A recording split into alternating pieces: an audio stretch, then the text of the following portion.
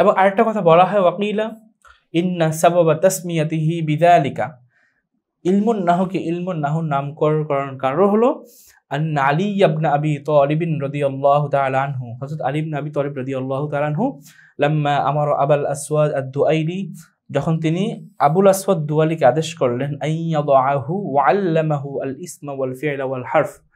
তিনি বললেন যে তুমি এটা শাস্ত্র রচনা করো, এবং তিনি এই শাস্ত্র রচনা করার ক্ষেত্রে ইসিম ফেল হরফ সম্পর্কে ওনাকে বললেন, ওয়া শাইআম মিনাল ই'রাব, এবং ই'রাব সম্পর্কেও কিছু বললেন। অর্থাৎ আলী রাদিয়াল্লাহু তাআলা আনহু আবুল আসওয়াদ আদ-দুআইলিকে এই বিষয়গুলো সম্পর্কে তিনি নির্দেশনা দিলেন। ক্বালা লাহু, এরপর তিনি বললেন উনহু হাদান নাহওয়া, অর্থাৎ আমি যেভাবে বললাম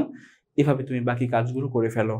যেহেতু হযরত আলী ইবনে আবি তালিব রাদিয়াল্লাহু তাআলা আনহু এই কথাটা ব্যবহার করেছেন আর নাহু শব্দটা, এজন্য আবুল আসওয়াদ আদ-দুআলি তিনি ওনার এই কথাটাকে বরকত মনে করে এই শাস্ত্রটার নাম রেখেছেন ইলমুন নাহওয়ি।